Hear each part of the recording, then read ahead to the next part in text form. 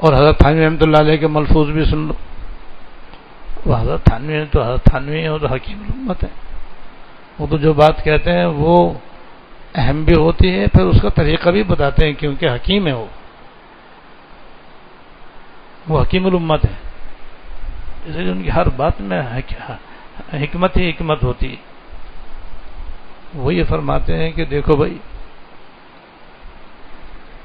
اس زمانے میں میں اہل اللہ کی صحبت اختیار کرنے کو فرض عین کہتا ہوں. حکیم الامت حضرت مولانا تھانوی رحمۃ اللہ علیہ فرما رہے ہیں کہ دیکھو، میں اس زمانے میں اللہ تعالیٰ کے نیک بندوں کی صحبت اختیار کرنے کو فرض عین کہتا ہوں. پھر فرماتے ہیں کہ اس کی دلیل بھی بتاتا ہوں تم کو کہ کیوں کہتا ہوں میں. کہ وجہ یہ ہے کہ ایمان کی حفاظت فرض عین ہے. ایمان فرض عین ہے یا نہیں؟ ایمان فرض عین ہے یا نہیں؟ تو اس کی حفاظت بھی تو فرض ہوگی نا. لہذا اس کی حفاظت فرض عین ہے، اور جب یہ حفاظت فرض عین ہے تو بھئی اس کی حفاظت اللہ والوں کی صحبت کے بغیر ہو نہیں سکتی. لہذا صحبت اہل اللہ بھی فرض عین ہے. یعنی اس زمانے میں اگر کوئی یہ شخص چاہتا ہے کہ میرا ایمان محفوظ رہے تو وہ کسی اللہ والوں کی صحبت میں رہے اور ان کی صحبت اختیار کرے، تو اس کا ایمان محفوظ رہے گا انشاءاللہ تعالی. اور اس کی وجہ یہ ہے، اس لیے محفوظ رہے گا کہ جب شیطان مردود ہوا نا، جب شیطان مردود ہو گیا اور اللہ تعالیٰ کی قیامت تک اس کے اوپر لعنت پڑ گئی، تو اس نے یہ کہا اللہ تعالیٰ سے کہ جب تک کسی انسان کے جسم میں جان ہے میں اس کو اخیر دم تک بہکاؤں گا اور میں بھٹکاؤں گا اور آپ کے راستے سے اس کو میں گمراہ کروں گا. یہ اس نے اللہ تعالیٰ سے کہا، اور اللہ تعالیٰ کے جاہ و جلال کا واسطہ دے کر کہا اس نے کہ اللہ آپ کی عزت و جلال کی میں قسم کھا کر کہتا ہوں کہ میں انسان کی وجہ سے تباہ ہوا ہوں، لہذا میں اس کو مرتے دم تک چھوڑوں گا نہیں. میں اس کو بہکاؤں گا، بھٹکاؤں گا، جس کا حاصل ہے میں اس کا ایمان برباد کرنے کی پوری کوشش کرتا رہوں گا اور اس کو بہکاتا رہوں گا، بھٹکاتا رہوں گا، یعنی گناہوں میں اسے مبتلا کرتا رہوں گا، نافرمانی میں مبتلا کروں گا جیسے اس کی وجہ سے میں نافرمان ہوا. تو اللہ پاک نے قسم کھا کر کہا کہ مجھے اپنی عزت و جلال کی قسم. یہ کون کر رہا ہے؟ اللہ پاک خود فرما رہے ہیں. اللہ پاک فرما رہے ہیں مجھے اپنی عزت و جلال کی قسم، میں بھی جب تک وہ معافی مانگتے رہیں گے معافی کرتا رہوں گا. اللہ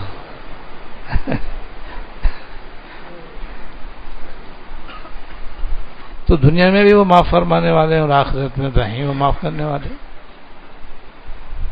لیکن شیطان نے ایک بات اور بھی کہی تھی یہاں پر، جو قرآن شریف میں اللہ پاک نے بیان فرمائی ہے کہ لا عبادک منہم المخلصین، کہ میں انسان کو بہکاؤں گا، بھٹکاؤں گا اور پورا ایڑی چوٹی کا میں زور لگاؤں گا، مگر جو آپ کے مخلص اور نیک بندے ہوں گے ان پر میرا داؤں نہیں چلے گا. وہی اللہ والے مرادیں انبیاء کرام، صدیقین، شہداء اور صالحین، یہ چار جماعتیں مراد ہیں.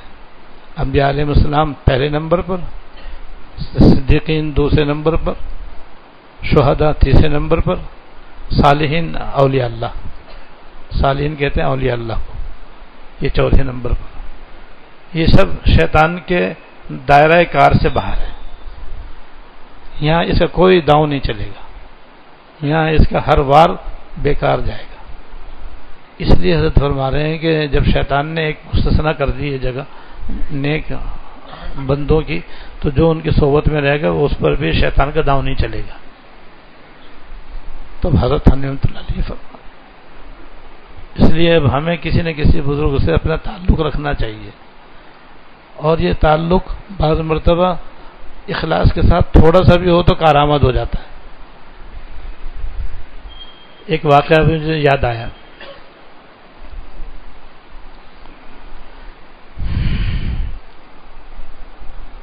جو ہے امام راضی رحمۃ اللہ علیہ کا واقعہ ہے. یہ امام راضی رحمۃ اللہ علیہ کا واقعہ ہے.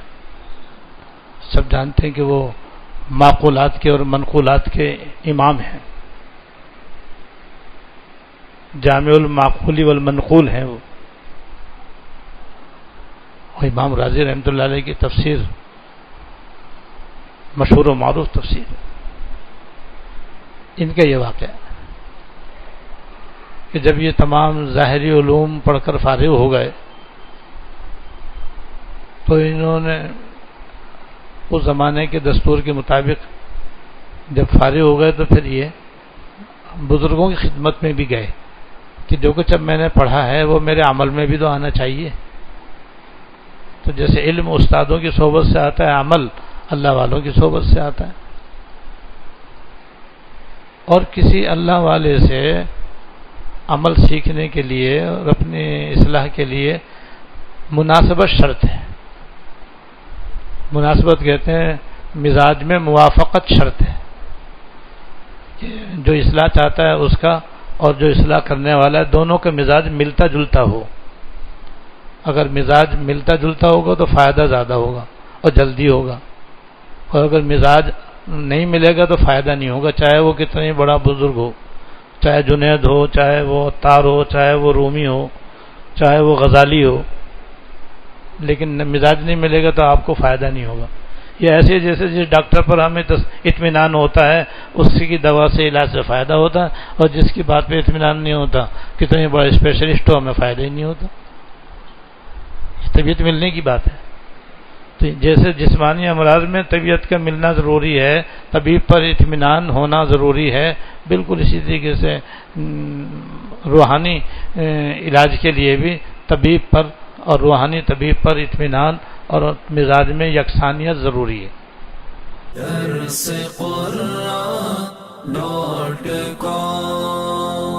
www.darsequran.com